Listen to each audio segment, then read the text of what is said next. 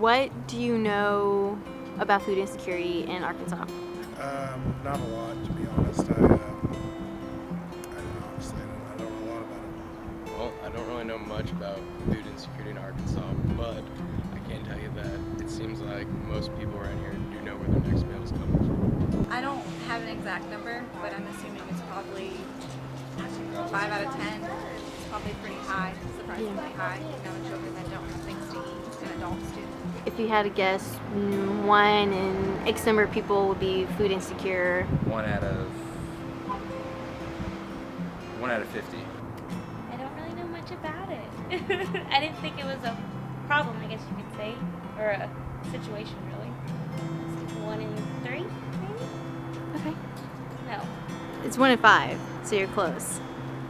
Like what you're doing, going around and asking people what they think and their opinions on it would definitely, like I know for me, I'm going to go look up, food insecurity just because I never thought of it before. So I think one way is definitely getting out there and talking to people and maybe like looking at it firsthand of what people's going through would definitely help. Towards the bottom, like people not getting enough to eat in this state. I think maybe 1 in every 4 or 5. That's one good thing about this state. We're in the Bible Belt, so there is a lot of help out there. I think being provided by the churches. There are some food programs provided by the state and federal, but I think that if we're really serious about tackling this problem, there would be more awareness of it and more grassroots movements.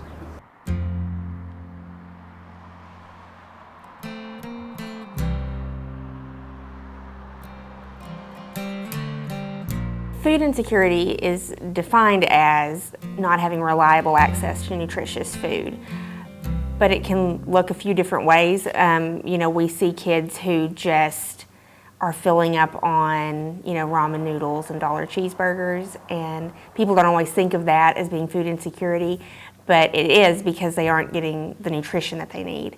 And that's where you get, obesity and child hunger kind of going hand in hand. It's from filling up on those cheap foods. But then there's also the kids who they eat their breakfast and lunch at school and they may not eat again until they come in the next day. So, we see kind of different areas of food insecurity. It's not just not eating. Well, Pope County has a pretty high rate of food insecurity in children. We are above the national average, which surprises a lot of people because you would think that, places like New York City, somewhere like that they would have this super high rate, where we're actually at a higher rate of food insecurity per capita. About a little under 28% of our kids are considered food insecure, which in Pope County is about 3,000 children. So our program serves about 1,200 of those children through their schools. It's a huge issue with development because, kids come to school, their bellies are empty, they're not able to focus and pay attention because they're thinking about when they're going to eat again. So they're missing out on some of their lessons and, getting behind in that area. We also see, behavior issues related to it. A lot of kids who don't have enough to eat have a lot of anxiety about their life, so they end up acting out and having behavior problems, and then just the lack of nutritional, value, so that they're not just getting the nutrients they need to develop their little bodies as they're growing up. So, it affects really everywhere. That's where you kind of start seeing that generational poverty is, when they're in school and they're hungry and they're not making good grades because they can't focus, then they're less likely to go to college, less likely to have, a good career, and more likely to be in the same situation as an adult as they were as a child because they just kind of never really get that chance to break out of that cycle. Well, our program was started specifically to help kids on the backpack program when school lets out for summer. That's what we originally were focused on. But we kind of saw this continual need throughout the year, and so we now work to provide food anytime kids are out of school. So, that's every weekend, spring break, summer, winter breaks, any break that they have from school, we try to make sure they have food for that.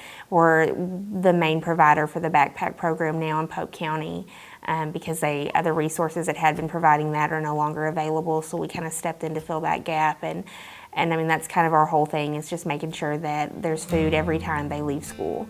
We have a lot of kids that, you know, they leave in the afternoon and they won't eat till they come back. And so, you know, we just want to make sure that's not happening. Our main provider is the Arkansas Food Bank. We also receive food from RVAC Incorporated, and then we partner with some local grocery stores that give us deals when we buy in bulk from them as well.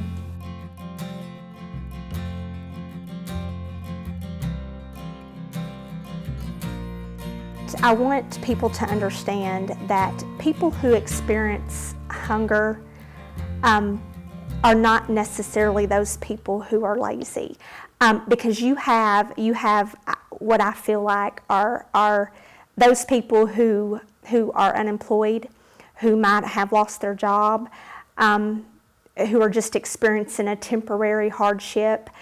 And then you have those people who I deal with every day who are what I call working poor. You've got a single mom who does have a job, but she makes just a little over the income guidelines per the Department of Human Services, and she doesn't qualify for food stamps. However, she has to make every month decisions of, okay, I've got a mortgage and a light bill and a water bill and a car payment and insurance, but also have to buy groceries. So yes, hunger and homelessness definitely go hand in hand. And you know, what leads to hunger and what leads to homelessness are things such as poverty and unemployment and low wages and medical and high health care cost. Mental illness, you know, is on the rise. A lot of homelessness, or a lot of homeless individuals are suffering from extreme mental illness, which I think a lot of times causes their homelessness. Well, for starters, I have a lot of community members in and around the area that know what I do, and they will call me if they see a need, especially if it's a family that has a child that it's a part of the Russellville School District. They want to make sure that the family's receiving help. They'll call me and make sure that the family is receiving help. And if they're not, I'll make a visit to start the services. Because what a lot of people don't understand is that a lot of the families that I service don't have transportation to even access resources that we have in the community, whether it be from Social Security, the Employment Office, DHS. The food banks, Main Street Mission Help Network, you name it, they don't have transportation to even get to where they need to go to access the services that we have in our community. So that's what I do, is make phone calls on their behalf, start the services that they need, whether it be food stamps, Medicaid, any of that. And it's really important for this community to understand that that is a huge barrier in these families getting the help that they need, is that they don't have transportation. And that's another issue with the homeless families that we're seeing. Because we get asked all the time, well, can't they just go down and get food stamps? Sure they can, but where are they going to store the food? If you've got a homeless family living out in the woods, they don't have access to a refrigerator to store their food. They don't have anywhere to prepare the food. So how's the food stamps that they're getting every month going to help them?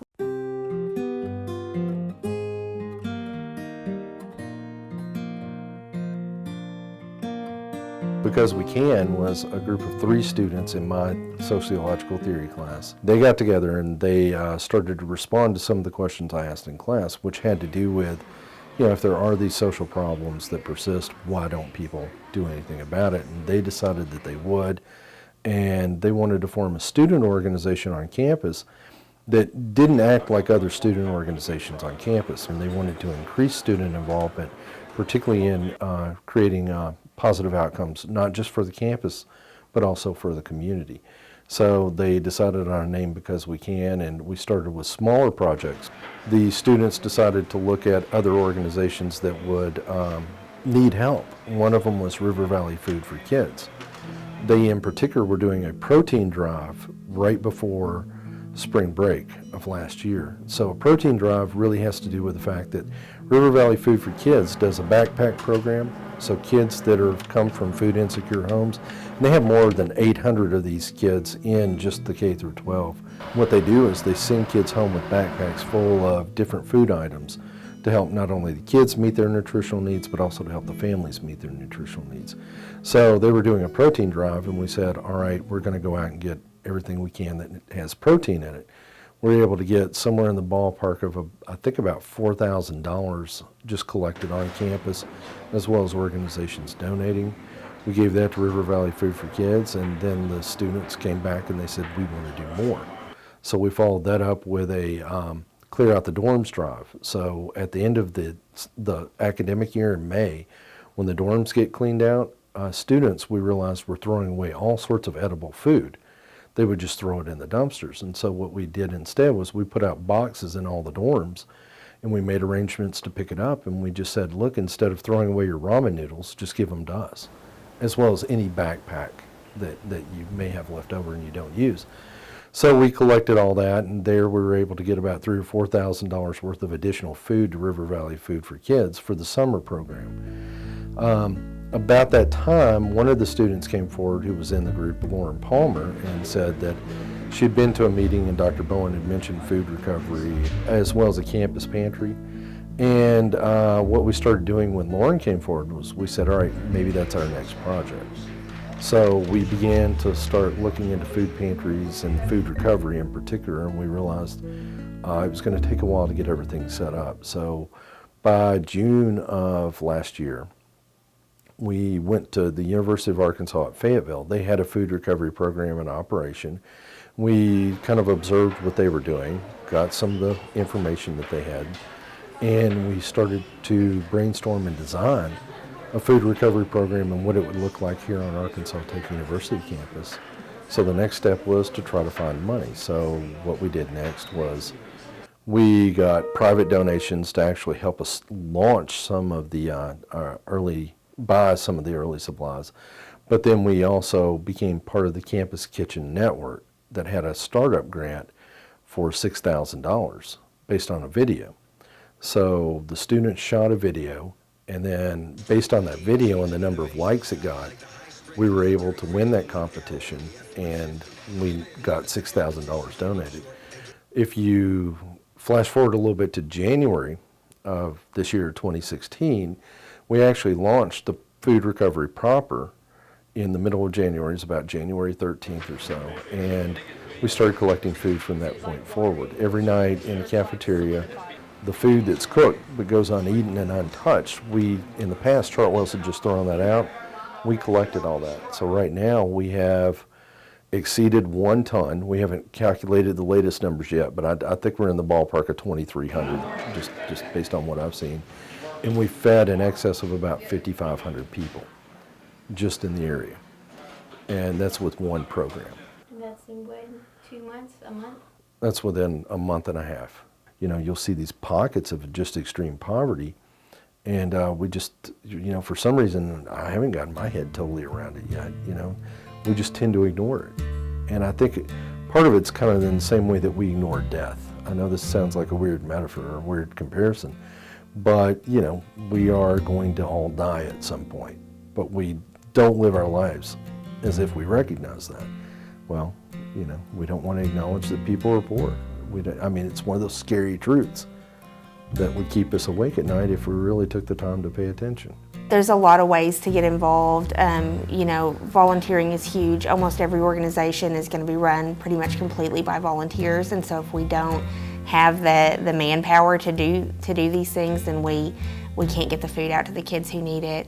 And you know, I would recommend, if you aren't, you know, really familiar with what's going on with food insecurity, to talk to your teachers and your school counselors and things like that, because they have the first-hand, you know, they're seeing what's going on and can tell you little things to get started and help, you know, in those ways. If you're not ready to like reach out to a big organization and get involved, just ask your school counselor, and I can guarantee they can give you some tips on where to get started. It would take 296,000 school buses to hold all of America's hungry children. 296,000 school buses. Yeah. Definitely makes you want to go to bed at night and cry. And it also makes you want to wake up in the morning and hit the ground running to do something about it.